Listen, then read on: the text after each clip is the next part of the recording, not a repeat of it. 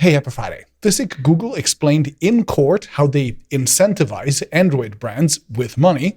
We learned a lot of new things about Apple's M3 processors, and it turns out that I was completely right about what Xiaomi's HyperOS will be. Welcome to the Friday Checkout.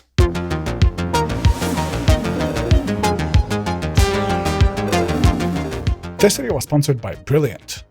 First, in the brief, an AI-generated version of Scarlett Johansson's voice appeared in an online ad without her consent, and she's now suing. Good for her, and I really don't understand how all these AI companies think they will get away with just taking other people's likenesses. And then, in also spicy legal news, Samsung Display started escalating a fight with the Chinese display giant BOE. The company originally sued BOE over patent violations after the Chinese player started winning iPhone display orders, and now Samsung has filed a complaint in the US claiming that BOE used, quote, unfair methods of competition and stole OLED tech from them. Let's see how the lawsuit actually goes. Next, we learned that the really impressive new Sony Lightyear camera sensor will first come to the OnePlus 12. This is the impressive new two-layer transistor pixel technology that we explained back in mid-2022, and we expect the sensor to significantly improve low-light performance. Sounds cool. And then, also in phone news, apparently Transsion surprisingly became a top 5 smartphone maker worldwide, ahead of brands like Vivo, Honor, Huawei, etc. I bet that many of you have never even heard of Transsion, and if that is you, then just know that they are the Chinese company behind the brands Tecno, itel, and Infinix that are super popular in emerging markets. And at over 24 million devices sold in a single quarter, they are now not far off from the likes of Oppo and Xiaomi. Wild. Next up, Qualcomm announced its earnings this week on Wednesday with multiple interesting new confirmations. First, they confirmed that indeed the Galaxy S24 series will continue to use a, quote, majority share of Snapdragon chips, together with an Exynos mix of some sort, and they also confirmed that Apple will continue to buy modems from Qualcomm. But most interestingly, while their phone revenues are still down 24% year over year, they said that the smartphone market is probably finally bottoming out pretty soon after a few pretty brutal quarters of decline. Fingers crossed that they're actually right. And moving on, Disney announced that it is buying the part of Hulu that it didn't own already for at least $8.6 billion, or more than twice as much as they paid for Star Wars. And speaking of streaming services, NASA announced that they are launching NASA Plus on the 8th of November, and this will be an ad-free, no-cost, family-friendly streaming service. Pretty nice. And finally, for the brief, we learned that WeWork looks very likely to file for bankruptcy protection, which might mean that either all or some of the co-working spaces might go away, which is pretty wild for a company that at one point was declared to be worth $47 billion.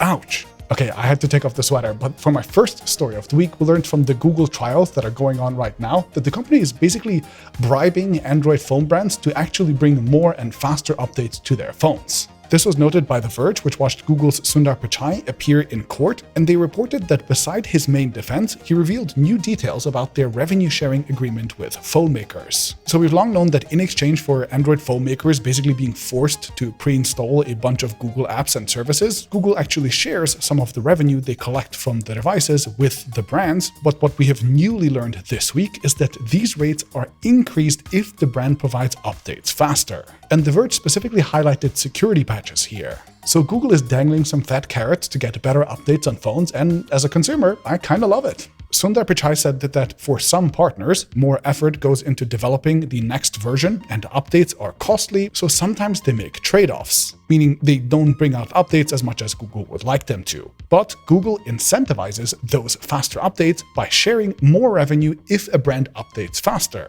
The quote from Sundar doesn't actually specifically call out security patches, so my guess is that it also relates to Android version upgrades, and this might be one of the reasons why Android upgrades have actually gotten so much better lately. I mean, just this week, Samsung officially rolled out Android 14 on their first devices already, with a whole custom One UI 6 skin on top, and this happened just 3 weeks after Android 14 launched on Pixels. Just a few years ago, updates like this would have taken many months, maybe even half a year or more, so I'm very happy that those Google bribes are at work. Okay, and my second story of the week is all the new things that we've learned about Apple's new M3 series chips and their new computers. The company dropped their 3 new M3 series chips at an event this week and announced that they are refreshing MacBook Pro models and the 24-inch iMac with these new SoCs. These are all made on TSMC's 3nm process, just like the newest iPhone chips, and the headlining features are the hardware-accelerated ray tracing and mesh shading, as well as the so-called dynamic caching of the GPU. This is a really complex-sounding technology, but the core idea is that memory allocation for performance is really tricky, but that now within Apple's SoC it can happen dynamically and more efficiently, which theoretically should improve GPU utilization and performance. We don't know by how much just yet, but it sounds like pretty cool tech. Anyway, Apple's performance benchmarks at the event were particularly cryptic, often comparing themselves to the older M1 and even Intel chips of their old MacBooks rather than their newer M2 series. But we have since seen real-world benchmarks that do claim that there have been decent generational upgrades over the M2, even if nothing super spectacular. Interestingly, Apple promised halving the power usage at the same performance versus the M1 chips, so apparently the new MacBook Pros can last up to an insane 22 hours on battery, which is just crazy. And I do hope that Qualcomm can actually deliver something even remotely competitive to these battery life claims. Now, the weird news from this event is that A, the base $1,600 M3 MacBook Pro has only 8 gigs of memory and only supports one external monitor, and that B, the iMac still comes with Lightning-based accessories rather than making the switch to USB-C. This seems particularly weird to me since basically everything else in Apple's lineup is now USB-C. Oh, and one last thing, Apple said that their entire event was filmed using the iPhone 15 Pro Max. Now, my researcher Tristan and I have actually been arguing about this quite a bit. Tristan says that, yeah, sure, it's an iPhone, but it's surrounded by gear worth hundreds of thousands of dollars that would make almost any camera look good.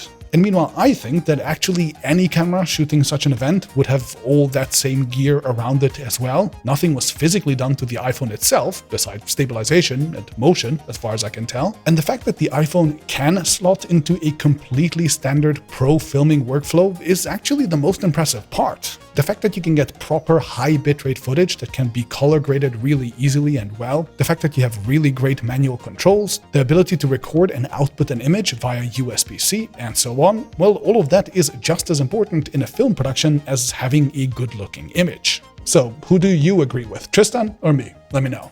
Okay, and for my third story of the week, I have to kind of pat myself on the back for predicting basically exactly what Xiaomi would do with their new upcoming HyperOS. So HyperOS, if you haven't heard yet, is what Xiaomi calls their new Android skin that launched with the Mi 14 series, but as I pointed out a few weeks ago, their logo and naming were very obviously inspired by Huawei's HarmonyOS, and I predicted that this was because Xiaomi was trying to replicate Huawei's operating system strategy too. And this week we'll learn that that is exactly what happened. Despite mostly just being an Android skin, HyperOS is presented as some kind of a meta operating system that seamlessly ties together your phone with your other Xiaomi ecosystem devices. Phone calls roaming between devices, automatic file transfers between them, your phone showing up as a webcam in video calls, the company's various smart home devices automatically adjusting to, for example, incoming calls to mute themselves, etc. They have a system that they call HyperMind, which basically presents itself as a system that learns your habits and tries to actually automatically adjust all these multi-device capabilities. So if you do one thing, then that would automatically trigger another action that you would usually do together with the first one. And the whole system even has the same kind of bubbly design that HarmonyOS has. So all of this is super similar to what Huawei is doing with their HarmonyOS, minus the part that Huawei is also building a kernel for themselves, but whatever.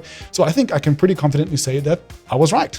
Now, if you think that making really smart predictions like the ones that I make is something that you would like to get better at as well, then maybe check out Brilliant. Brilliant is an online learning platform that teaches you to think like an engineer. They have courses from problem solving to maths to physics, biology, and what I particularly like, computer science as well. And most of these go from beginner to advanced levels, so you can get some really nice progression. Brilliant's secret sauce is that they design their courses to be as interactive as possible. This means that you get to practice each concept that you learn right away, so you get a real deep understanding that actually sticks much better than if you had just watched a video or maybe read a paper somewhere. For my audience, I would recommend their new course that breaks down how large language models work, or I also really enjoyed their new course that they call Exploring Data Visually, which helps you understand and break down complex datasets much better. You can get a 30-day free trial at brilliant.org/TFC, and the first 200 people who sign up using that link will also get 20% off their annual premium subscription if they choose to get one. So check them out. Links are in the description, and I'll see you next Friday.